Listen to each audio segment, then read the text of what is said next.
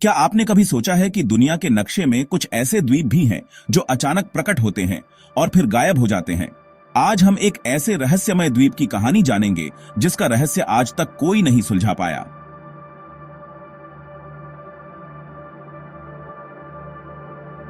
Ethel की कहानी सिर्फ एक लेजेंड से ज्यादा है। यह जिज्ञासा और विनम्रता का एक सबक है। कुछ रहस्य वंडर इंस्पायर करने के लिए होते हैं, उन्हें सॉल्व करने के लिए नहीं। आइलैंड की कहानी चेतावनी देती है कि नॉलेज बहुत ऊंची कीमत पर मिल सकती है। शायद एथेल किसी कॉन्करर का नहीं, बल्कि एक स्टोरी टेलर का इंतजार कर रहा है। कोई ऐसा जो सुनता है, क्लेम नहीं करता तब तक। यह दुनिया के किनारे पर एक सपना बना हुआ है, एक ऐसी कहानी जिसका कोई एंड नहीं है।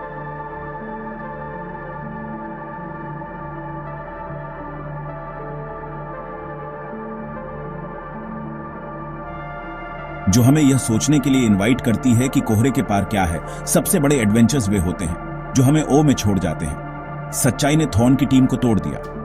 क्रिस्टल का अट्रैक्शन बहुत ज्यादा था, खुद की कीमत पर नॉलेज और पावर। एथेल की खोई हुई सभ्यता जैसी ही किस्मत से डरकर वे पीछे हट गए।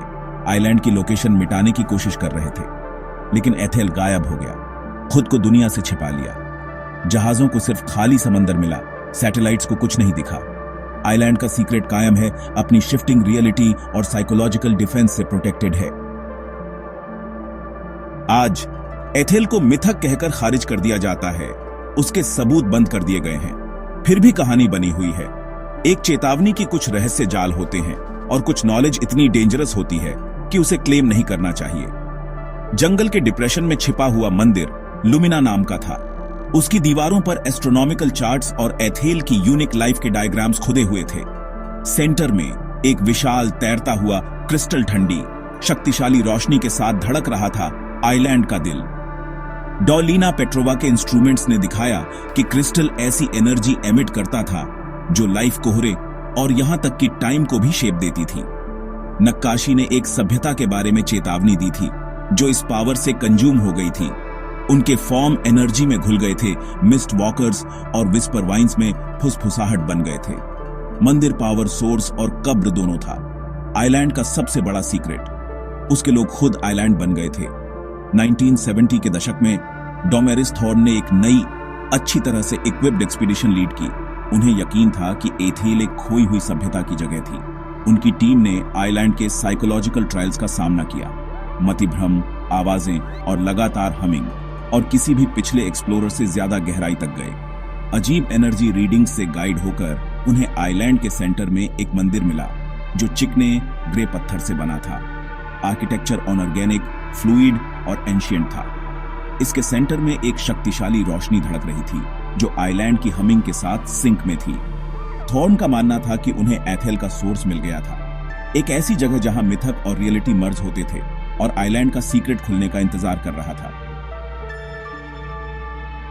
पहले आइलैंड में एनिमल लाइफ नहीं दिख रही थी, फिर कोहरे से बनी एक लोमड़ी जैसी क्रिएचर दिखाई दी। उसकी आंखें दूर के तारों जैसी थीं, एक पल में गायब हो गईं। ये मिस्ट वॉकर्स, साथ ही कैनोपी में उड़ने वाले पंखों वाले शेप्स और चमकती धाराओं में ओटर जैसे रिवर स्प्राइट्स सिर्फ विजन के किनारे पर ही दिखाई देते थे। ये जानवर फिजिकल नहीं थे, बल्कि इको थे, आइलैंड की एनर्जी की मैनिफेस्टेशन, आत्मा के जीवित जीवाश्म। वे शिकार नहीं करते थे और न ही खाते थे, वे बस मौजूद थे, सपनों की तरह। यह एहसास अनसेटलिंग था। ये क्रिएचर्स यादें थीं, जानवर नहीं। एथेल के लाइफ फॉर्म्स ने इसकी इम्पॉसिबिलिटी में एक और लेयर जोड़ दी। एक्सप्लोरर्स स्पायरलिंग पेड़ों और चमकते पत्तों के जंगल में दाखिल हुए। फंगी धीरे से बजते थे, एक हॉन्टिंग मेलोडी बनाते हुए। टीयर ब्लूम्स शाम को क्रिस्टल ड्रॉप्स रोते थे, जिससे जंगल का फर्श गीला हो जाता था। सबसे अनसेटलिंग थे विस्पर वाइन्स, सेंशिएंट प्लांट्स जिनके फूल एक्सप्लोरर्स का पीछा करते थे। उनके दिमाग में इमोशंस फुसफुसाते थे। फ्लोरा सुंदर, इंटेलिजेंट और अवेयर था, जिससे एक्सप्लोरर्स को एक लिविंग कैथेड्रल में घुसपैठे जैसा महसूस हुआ।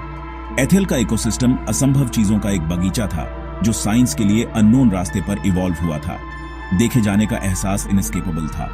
20वीं सदी में डॉ एलिस्टर फिंच ने वेंस के काम को फिर से ढूंढा और एक एक्सपीडिशन लीड की।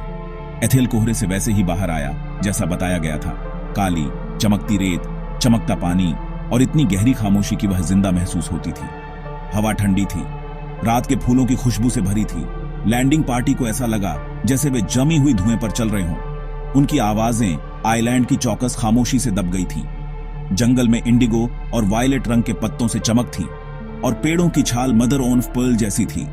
सब कुछ अनफैमिलियर था, रंग, शेप्स, यहां तक कि नेचर के नियम भी। ओ और डर मिक्स हो गए थे। आइलैंड ने उनका वेलकम किया, लेकिन यह साफ कर दिया कि वे घुसपैठिए थे जो उनकी नहीं थी।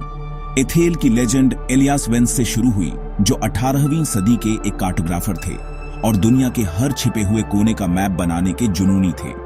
उन्होंने पुरानी सी जर्नल्स को जोड़ा और एक डायरी मिली जिसमें एक ऐसे आइलैंड का जिक्र था जहां तारे समंदर में गिरते थे।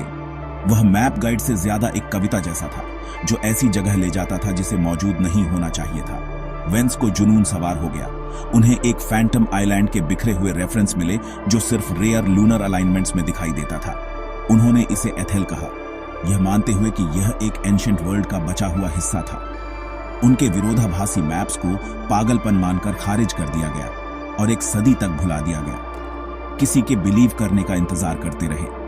स्थानीय मछुआरों की कहानियों में एथेल को एक भूतिया द्वीप कहा जाता है, जो कभी कभी धुंध में प्रकट होता है और फिर गायब हो जाता है। कुछ लोग कहते हैं कि उन्होंने वहां से अजीब रोशनी और रहस्यमय आवाजें सुनी हैं। दुनिया कुछ जगहों को भूल गई है। इतिहास में कई बार खोजी दलों ने द्वीप को खोजने की कोशिश की, लेकिन वे या तो रास्ता भटक गए या अजीब दुर्घटनाओं का शिकार हो गए। कुछ लोग कभी लौटे ही नहीं। छिपे हुए आइलैंड्स जो सिर्फ कहानियों में मिलते हैं। वैज्ञानिकों का मानना है कि द्वीप पर कोई प्राकृतिक चुंबकीय क्षेत्र या अनोखी गैसें हो सकती हैं जो भ्रम पैदा करती हैं और इलेक्ट्रॉनिक उपकरणों को काम नहीं करने देती। एथेल ऐसी ही एक जगह है। एक पुराने नाविक ने दावा किया था कि उसने द्वीप पर कदम रखा, लेकिन वहां समय रुक सा गया था। जब वह लौटा तो उसे लगा जैसे कई साल बीत चुके हों, जबकि असल में कुछ ही घंटे हुए थे। चांदी जैसी कोहरे में लिपटी हुई आज भी एथेल का रहस्य अनसुलझा है। कुछ लोग मानते हैं कि द्वीप अब भी समुद्र में कहीं छिपा है और केवल उन्हीं को दिखाई देता है जो सच्चे दिल से उसकी खोज करते हैं। एक पहेली जो समंदर में तैर रही है। लोग कहते हैं कि आइलैंड आपको ढूंढता है, आप उसे नहीं। इसका सीक्रेट सोना नहीं है, बल्कि कुछ बहुत ज्यादा डेंजरस है। जिंदगी और रोशनी का एक रहस्य। किनारे बिना सूरज की रोशनी के चमकते हैं, जंगल एनर्जी से गूंजते हैं और हवा में अनकहे शब्द भरे हुए हैं। एथेल ऐसी नॉलेज का वादा करता है जो समझ से बाहर है, लेकिन उसकी कीमत भी बताता है। एक्सप्लोरर्स, स्कॉलर्स और ट्रेजर हंटर्स सबने इसके सीक्रेट को पाने की कोशिश की है, लेकिन उन्हें अपने ही दिल से टेस्ट किया गया है। एथेल की जर्नी जितनी बाहर की है, उतनी ही अंदर की भी है। कुछ रहस्य जैसे एथेल हमें अननोन की ब्यूटी याद दिलाने के लिए होते हैं। अभी भी यह आइलैंड एक परफेक्ट अनसुलझी पहेली है जो एंडलेस समंदर में तैर रही है।